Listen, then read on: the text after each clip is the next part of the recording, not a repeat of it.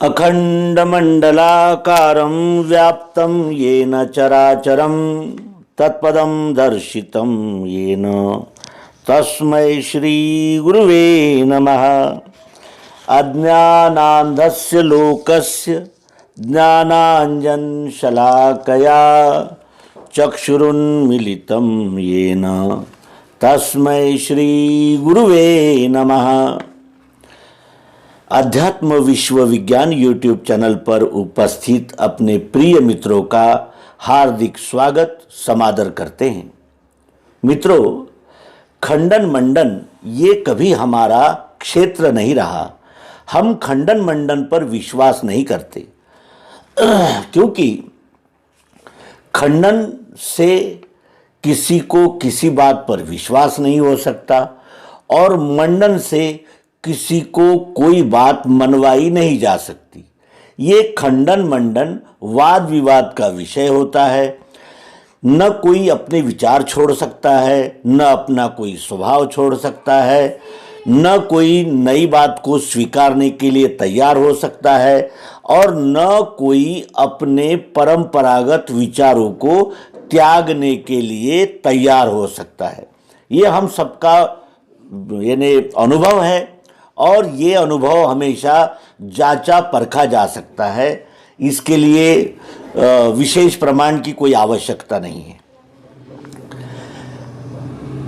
कलियुग तमोगुण प्रधान है। तमोगुण की विशेष पहचान है कि ये जो नहीं है उसे है कहता है, जो है उसे नहीं कहता है।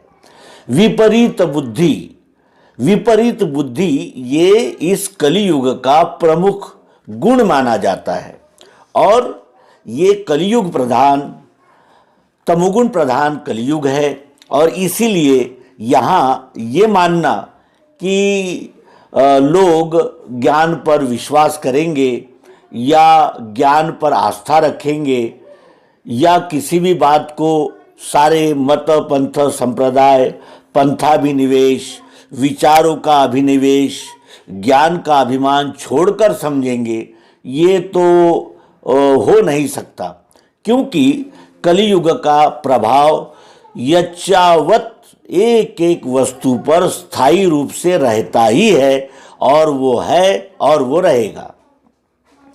लेकिन इसलिए ये निवेदन रहता है कि यदि कोई जांचना परखना चाहे या किसी के कोई विश्वास है या किसी के कोई यानी संदेह है, संशय है, वो निकल जाए, वो संशय भ्रम से मुक्त हो जाए तो हमारा भी कुछ बिगड़ता नहीं और किसी को भी विचार करने के लिए कोई प्रेरणा मिल जाती है तो ये भी कोई बुरी बात नहीं है। इस अंक का प्रयोजन ह्यूमन विथ साइंस और आस्था मुक्ति इन दो यूट्यूब चैनल्स पर आए हुए कुछ विचार है, जिन विचारों का हमें विचार करना है, सोचना है, समझना है और ये निर्णय करना है कि उनके विचार सत्य की और प्रायोगिक पद्धति की कसौटी पर टिकते हैं या नहीं।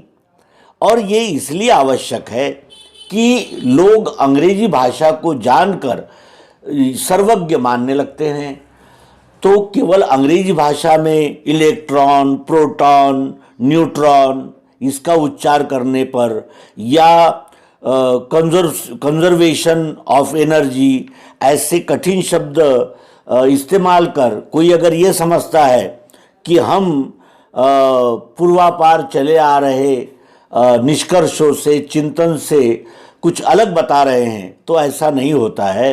अंग्रेजी का उच्चारण करना यह हमारे शिक्षित होने का प्रमाण हो सकता है लेकिन हमारे विद्वान होने का प्रमाण नहीं हो सकता।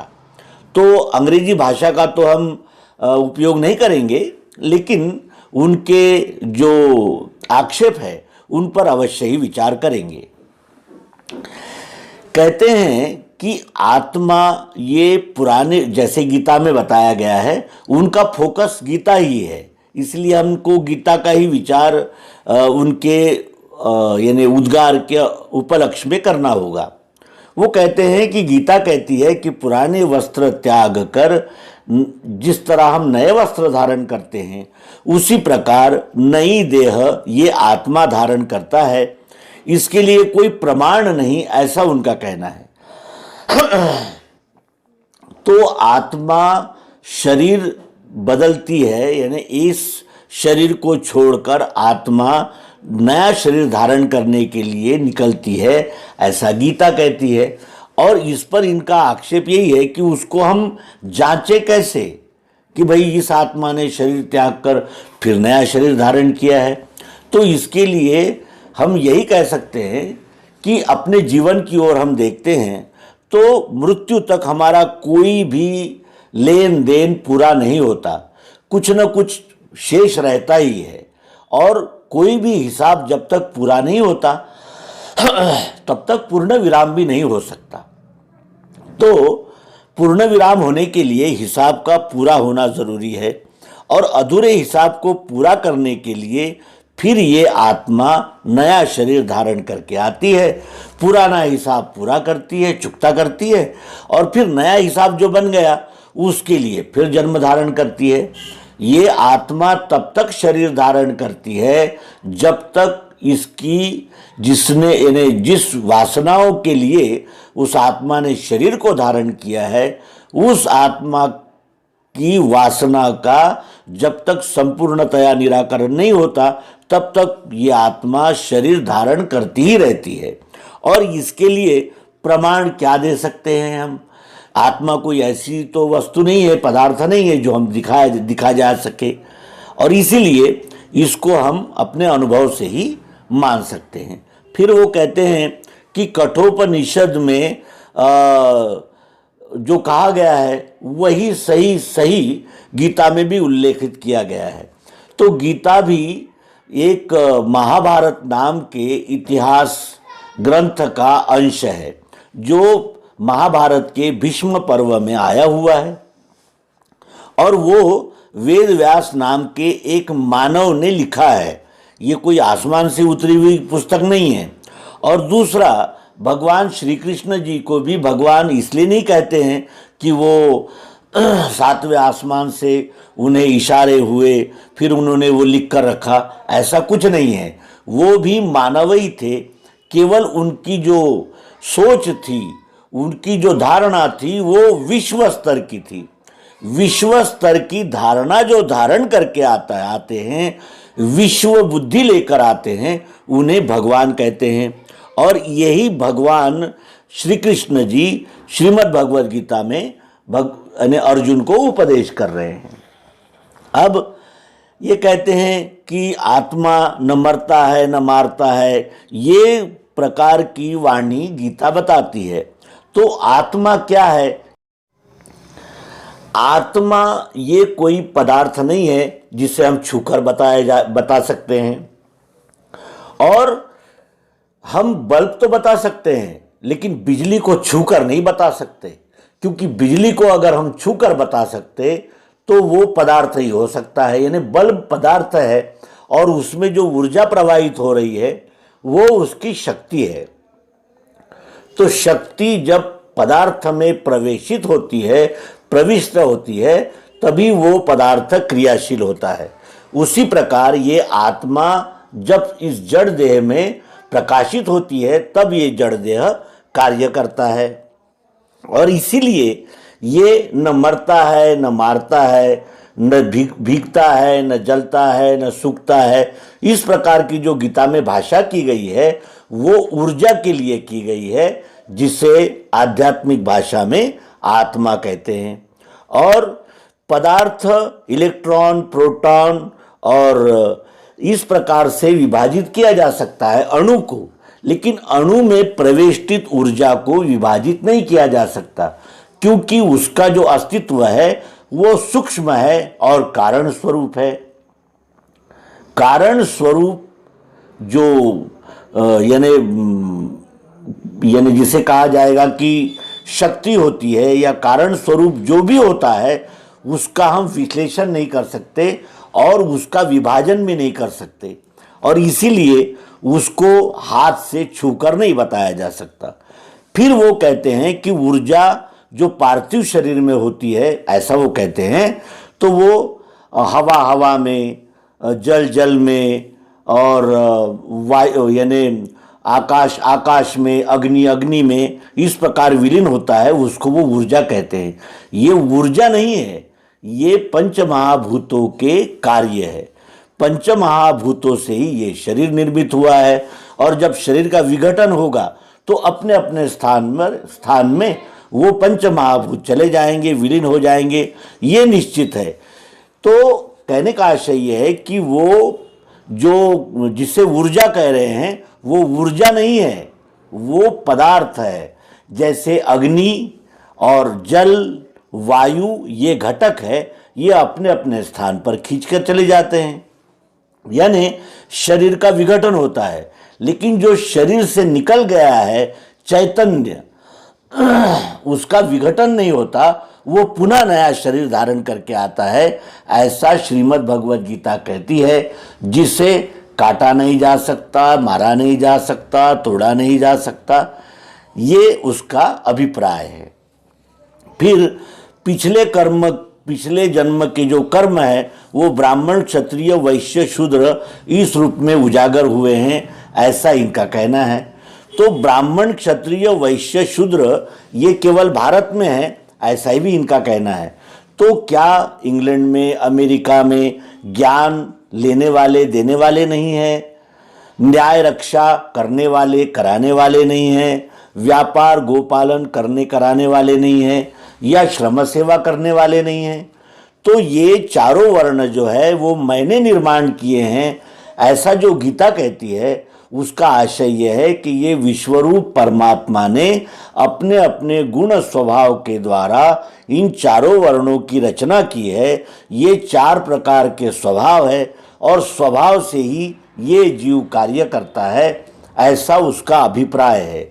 ये सार्वभौमिक है, ये केवल भारत में ही नहीं है, सर्व ओर है, संपूर्ण विश्व में है। फिर वो कहते हैं कि जातिवाद और समूहवाद का श्रीमद् भगवद गीता प्रचार करती है, प्रोत्साहित करती है, प्रमाणित करती है। तो श्रीमद् भगवद गीता में जो ब्राह्मण, क्षत्रिय, वैश्य, शूद्र आए हैं, ये कोई जातियां नहीं है, ये गुण कर्म स्वभाव से उत्पन्न हुए हैं। इसका स्पष्ट उल्लेख श्रीमद् भगवद गीता के 11वें अध्याय में किया गया है। तो और फिर इनका एक आक्षेप है कि जैसे भगवान श्री कृष्ण जी कहते हैं कि आदि में ये ज्ञान सूर्य को मिला, और सूर्य से परंपरा से सूर्य के द्वारा हम तक पहुंचा। तो सूर्य ये वो सूर्य नहीं है जो आसमान में है। आदित्य नाम हम नारायण, यानी आदित्य नाम के व्यक्ति को ये सबसे पहले स्फुरित हुआ ये ज्ञान, और वहाँ से परंपरा से इक्ष्वाकु से होते हुए ये ज्ञान हम तक आया है। काल के अनुरोध में ये ज्ञान लुप्त हो जाता है, फिर उसे उजागर करने के लिए विश्व भूमिका तक पहुंची हुई कोई हाड़ मास की व्यक्ति मनुष्य आता है, और वो इसका पुनः उद्घाटन करता है, पुनः उसको व्यक्त करता है। इसलिए करता है कि इस विद्या के सिवाय, इस बोध के सिवाय इस विश्व में शांति प्रेम की स्थापना नहीं हो सकती।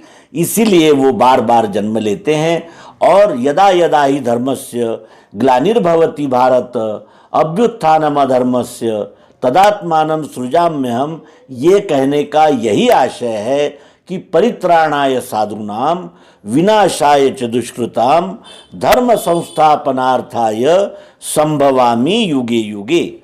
तो युग युग में दुर्योधनों का संहार करने के लिए और सज्जनों का रक्षण करने के लिए ये विश्व भूमिका तक पहुंची हुई व्यक्ति जन्म लेती है और कार्य करती है। और इनका कार्य क्यों होता है, इसका भी प्रयोजन जो हमने अभी श्लोक वर्णित किए हैं उससे स्पष्ट हो जाता है।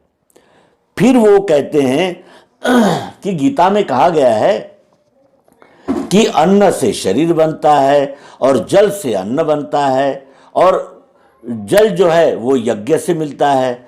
तो यज्ञ का अर्थ जो कुंड बना के हवन करते हैं, स्वाहा करते हैं, स्वाहाकार करते हैं, उसे यज्ञ नहीं कहते। यज्ञ कहते हैं समर्पण को। जैसे आसमान से जो जल बरसता है वो कैसे बरसता है?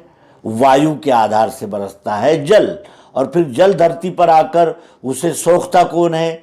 सूर्य सोखता है, यानी अग्नि उस जल को सोखती है। तो ये जो लेन देन का, समर्पण का जो व्यवहार है उसे ही यज्ञ कहते हैं, और यज्ञ से ही जल गिरता है, ये हम सब जानते हैं। यदि आसमान में बादल हो और उसको वायु का स्पर्श न हो तो वो जल जमीन तक नहीं आ सकता, और अगर जमीन पर जो जल उपलब्ध है वो सूरज अगर न सोखे, यानी अग्नि अगर उसका शोषण न करे, तो भी बारिश नहीं हो सकती। ये समर्पण जो है इसी को यज्ञ कहते हैं, और ये यज्ञ वास्तविक है, प्राकृतिक है, ये बनाया गया यज्ञ नहीं है। फिर वो कहते हैं कि ये जो जमीनी ग्रंथ है, तो हाँ ये जमीनी ग्रंथ है, ये कोई आसमान से आया हुआ ग्रंथ नहीं है, आसमान से आया हुआ ये ज्ञान नहीं है। ये ज्ञान हजारों वर्ष से हमारे ऋषि मुनियों ने किए हुए अनुसंधान का ही परिणाम है। ये आसमान से आया, इन्होंने उसको संकलन किया और प्रस्तुत किया, और इसके बारे में कोई वाद नहीं, विवाद नहीं होना चाहिए, संदेह नहीं करना चाहिए, इस प्रकार की बात गीता के विषय में नहीं है। गीता के हर यानी मुद्दे पर हम वाद विवाद कर सकते हैं, समझ सकते हैं, समझा सकते हैं, परीक्षण प्रयोग कर सकते हैं। इसीलिए गीता ये जमीनी ग्रंथ है, किसी मनुष्य ने मनुष्य को बताया हुआ ग्रंथ है, और ये कोई भी आसमान से उतरी हुई पुस्तक नहीं है। अब वो गॉड ये शब्द का उल्लेख करते हैं। गॉड का अर्थ कोई चमत्कारिक शक्ति जो आसमान में बैठी है और उसके हुक्म से ये सारा चल रहा है, ये इसका अर्थ नहीं है। GOD ये 3 अक्षरों से ये गॉड शब्द बना हुआ है। जी का अर्थ है जनरेशन, O का अर्थ है ऑब्जर्वेशन, और डी का अर्थ है डिस्ट्रक्शन। उत्पत्ति स्थिति लय को यानी संक्षिप्त भाषा में GOD गॉड कहा गया है। जेनरेशन, ऑब्जर्वेशन और डिस्ट्रक्शन, उत्पत्ति स्थिति लय का ही चक्र ये विश्व है, और ये विश्व स्वयंभू है, स्वयं संचालित है, इस पर कोई भी अतिक्रमण नहीं कर सकता। वैज्ञानिक भी उपलब्ध पदार्थों, ऊर्जा पर ही प्रयोग कर सकते हैं, नया पदार्थ, नई ऊर्जा नहीं बना सकते। इसीलिए विज्ञान ये इस विश्वरूप परमात्मा के आधार से है। विज्ञान कोई स्वतंत्र वस्तु नहीं है। विज्ञान केवल प्रयोग करके जो उपलब्ध है उसी को सिद्ध कर सकता है, नया कुछ भी निर्मित नहीं कर सकता। ये हमारे अनुभव के द्वारा हम कह सकते हैं। फिर वो कहते हैं कि गीता ये कोई मोटिवेशनल यानी प्रेरणादायी साहित्य नहीं कहा जा सकता। तो गीता ये मोटिवेशनल है या नहीं, इसका विचार ये 2 चैनल के विद्वान ही नहीं कर सकते। ये तो संपूर्ण विश्व करता है कि गीता मोटिवेशनल है या नहीं है। जो गीता का अभ्यास नहीं करते वही गीता को मोटिवेशनल है या नहीं इसका निर्णय नहीं कर सकेंगे। गीता को स्वयं पहले पढ़ना होता है, फिर तत्वदर्शी व्यक्तियों से उसे समझना होता है, और विशेषकर श्रीमद् भगवद गीता का 11वां अध्याय विश्वरूप दर्शन को प्रायोगिक पद्धति से समझना होता है। जब तक विश्वरूप परमात्मा का यथार्थ दर्शन प्रायोगिक पद्धति से नहीं होता तब तक गीता समझ में ही नहीं आ सकती। फिर उस पर टीका टिप्पणी करना तो बड़े ही साहस का कार्य है, और यही साहस का कार्य हमारे अधूरे ज्ञानी मित्र करते रहते हैं, और इस प्रकार की अनर्गल बातें कह के वो अपने आप की श्रेष्ठता सिद्ध करने का प्रयास करते हैं। लेकिन अधूरा ज्ञान कभी भी हमें लाभदायी नहीं हो सकता। ये किसी भी क्षेत्र में किसी भी विद्वान से जाना जा सकता है। फिर वो कहते हैं कि निष्काम कर्म, तू कर्म तो कर लेकिन फल की इच्छा मत कर, ऐसा भगवान श्री कृष्ण जी कहते हैं। तो वो कहते हैं कि क्या एक चोर भी जो कर्म करे और फल की इच्छा न करे तो कैसा चलेगा, क्योंकि चोर तो फल की इच्छा से ही कर्म करते हैं। इस विश्व में जो भी कर्म होता है वो फल से अछूता नहीं रह सकता। कर्म का फल तो मिलना ही मिलना है, क्योंकि कर्म और फल ये दो अलग अलग नहीं हैं। ये जैसे पीठ और पेट ये एक ही शरीर के दो विभाग है, उसी प्रकार कर्म और फल ये दोनों एक ही, ये एक तो कर्म है यानी क्रिया है, फल उसका परिणाम है। तो कर्म से परिणाम अलग नहीं हो सकते, वो तो मिलेंगे ही। तो फिर ऐसा गीता में क्यों कहा है कि तू फल की इच्छा मत कर? उसको जानने के लिए हमें सूक्ष्मतापूर्वक विचार करना होगा। जब हम कोई कर्म आरंभ करते हैं तो इसमें लाभ होगा क्या, कितना होगा, कैसे होगा, ये कार्य होगा क्या, मैं कर पाऊंगा या नहीं, अनेक प्रकार के संदेह, संकल्प, विकल्प उससे जुड़े रहते हैं। और कितनी बार ऐसा होता है कि ये सब विचार करके हम कर्म करना ही छोड़ देते हैं। इसीलिए भगवान श्री कृष्ण जी कहते हैं कि कर्म तेरे हाथ में है, कर्म करना तेरा यानी अधिकार है, तू कर्म कर सकता है, लेकिन फल पर तेरा कोई अधिकार नहीं, क्योंकि वो कालाधीन है, काल पर आधारित है। कर्म करने पर आने वाला फल तो कर्म पर तेरा अधिकार है, फल पर कोई अधिकार नहीं, क्योंकि फल कितना मिलता है, क्या मिलता है, कब मिलता है, ये तो काल के अधीन है। काल जब देगा तब वो फल मिलेगा, लेकिन कर्म तो तेरे हाथ है। इसीलिए तू फल की इच्छा न करते हुए कर्म कर। फल की इच्छा न करते हुए जब तू कर्म करेगा यानी निष्काम कर्म करेगा तो कर्म पूरा कॉन्सेंट्रेट पद्धति से होगा, एकाग्र रीति से होगा, और फल की चिंता न होने से दुविधा भी नहीं रहेगी और तू निश्चिंत हो जाएगा। निश्चिंत होकर कर्म कर। तो कर्म भी कैसे कर? अब चोर भी चोरी ये कर्म ही है। चोरी करते समय चोर लाभ की आशा से ही करता है, लेकिन अगर वो पकड़ा गया तो कल वो चोरी उजागर हो गई और उसको सजा हो गई तो, यानी कर्म के साथ फल लगाई है। बुरा कर्म करेंगे तो अच्छा फल कैसे मिलेगा? अच्छा फल पाने के लिए अच्छा ही कर्म करना होगा। ये भी हमारे व्यावहारिक यानी स्पष्ट निरीक्षण से सिद्ध होता है। इसीलिए फल की इच्छा मत कर, ये इसलिए नहीं कहा है कि कुछ भी उटपटांग काम करें और फल की इच्छा न करें। कर्म किया है तो फल अवश्य मिलना ही है, केवल वो इतना ही मिलेगा, हमें ही पूरा मिलेगा, अभी मिलेगा, बाद में मिलेगा, ये सब काल के अधीन रहने से फल की अपेक्षा न करते हुए निष्काम और परोपकार के, उन्नति के, विकास के कर्म ही करने के लिए भगवान श्री कृष्ण जी कहते हैं। कहीं भी उन्होंने चोरी करने के लिए नहीं कहा है, क्योंकि वो भी जानते हैं कि चोरी का फल सजा ही होता है, अन्य नहीं होता। फिर वो ये भी कहते हैं, आक्षेप है उनका, कि जो गीता में इन भीष्म, द्रोण आदि को मारने के लिए प्रेरणा दे रहे हैं, तो उसके पीछे उनका मंतव्य यह है कि ये बूढ़े हैं और ये मरे हुए ही हैं, ये किसी काम के नहीं, इसलिए इनको मार। ऐसा नहीं है, क्योंकि अर्जुन कहता है कि ये मेरे पूज्य है, आदरणीय है, मैं इनको नहीं मार सकता। फिर भी भगवान श्री कृष्ण जी इनको मारने की प्रेरणा देते हैं। क्यों? क्योंकि उनके जो कर्म है वो इतने निकृष्ट है कि उन्हें मारे बगैर इस जगत में न्याय की प्रतिष्ठापना नहीं हो सकती। तो न्याय को प्रतिष्ठापित करने के लिए इनको मारना है। केवल वो बूढ़े हैं इसलिए इनको निपटा दो, ऐसी जो भाषा इन चैनलों में इस्तेमाल की गई है वो योग्य नहीं है, निपटाने की बात नहीं है, वो न्याय को स्थापित करने की बात है।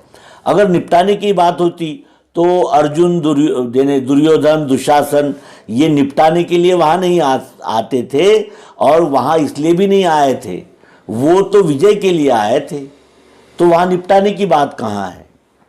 वो तो न्याय की रक्षा होना चाहिए। इसीलिए इस युद्ध में, इस युद्ध को धर्म युद्ध कहा गया है, ये कोई इतनी उथली बात नहीं है कि इसने बम उठा के उस पर डाल दिया इसलिए कि वो देश इस देश की जमीन पर कब्जा करे, ऐसी कोई बात नहीं थी। पांडवों पर इतना अन्याय हुआ था और ये कौरव पक्ष से इतना अहंकारी हो गया था कि यदि ये निर्णय नहीं होता तो धर्म की यानी न्याय की स्थापना भी नहीं होती। इसीलिए न्याय की प्रतिष्ठापना करने के लिए ही ये युद्ध किया गया था।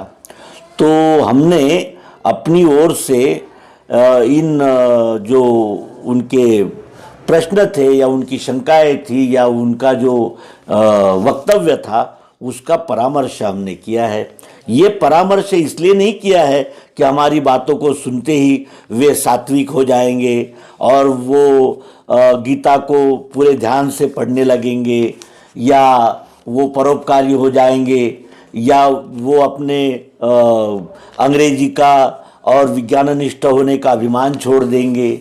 ये सब अपेक्षा नहीं है। अपेक्षा केवल यही है कि जो भी विषय हम पढ़ें उसको जानकारों के पास जाकर व्यवस्थित और क्रमशः पढ़ेंगे, तभी उसका हमें वास्तविक बोध होगा, लाभ होगा। अन्यथा हम इस तरह बात का बतंगड़ करते ही रहेंगे और अंत में हाथ में कुछ नहीं आएगा, हमारी बुद्धि दिग्भ्रमित ही रहेगी और उससे हमारा कालापव्यय भी होगा। और इस विश्व में किसी ग्रंथ के विषय में अनर्गल प्रलाप का क्या परिणाम होता है, ये फ्रांस में, इराक में, अमेरिका में जाकर हमने देखना चाहिए। और ये जिस तरह हम गीता के विषय में अनर्गल प्रलाप करते हैं वैसा ही प्रलाप अन्य पंथों मतों संप्रदायों के ग्रंथ के विषय में भी इन विद्वानों ने करके देखना चाहिए, तो परिणाम उनके सामने आ जाएगा और फिर वो इस प्रकार की बगैर सिर पैर की बातें करना छोड़ देंगे। मित्रों, ये आध्यात्म जगत आदमी को इंसान बनाने के लिए, इंसान को देवता बनाने के लिए है। ये चर्चा का या वाद विवाद का या निरीश्वरवाद का प्रचार करने के लिए या पूंगा पंडिताई के लिए, अंधविश्वास फैलाने के लिए, अपने पांव पुजाने के लिए, अपने को श्रेष्ठ साबित करने के लिए या अपने चैनल को लोकप्रिय बनाने के लिए या अपने चैनल की व्यूज़ को बढ़ाने के लिए नहीं है। ये तो जैसे कोई शिल्पकार पत्थर से प्रतिमा बनाता है उसी प्रकार जब हम आते हैं तो केवल यानी ये एक हाड़ मांस का पुतला बनकर आते हैं और जैसे जैसे संस्कार हम पर होते हैं वैसे वैसे हमारे कार्य होते हैं। स्वभाव नैसर्गिक प्राकृतिक है, लेकिन उस स्वभाव का कैसे उपयोग करना है ये हमारे हाथ में है। बुद्धिमत्ता तो लादेन के पास में भी थी, बुद्धिमत्ता तो जनरल सिंह भिंडरावाले के पास में भी थी, बुद्धिमत्ता आइंस्टीन के पास में भी थी, सैक्रेटिस के भी पास में थी। बुद्धिमत्ता तो वही है, लेकिन उसका उपयोग किस दिशा में करते हैं इसी पर हमारे उन्नति और अवनति का आलेख अवलंबन रहता है। यही निवेदन करते हुए इस संक्षिप्त अंक को विराम देंगे। नर्मदे हर, सद्गुरु भगवान की जय, गीता माता की जय। ओम शांति शांति शांति।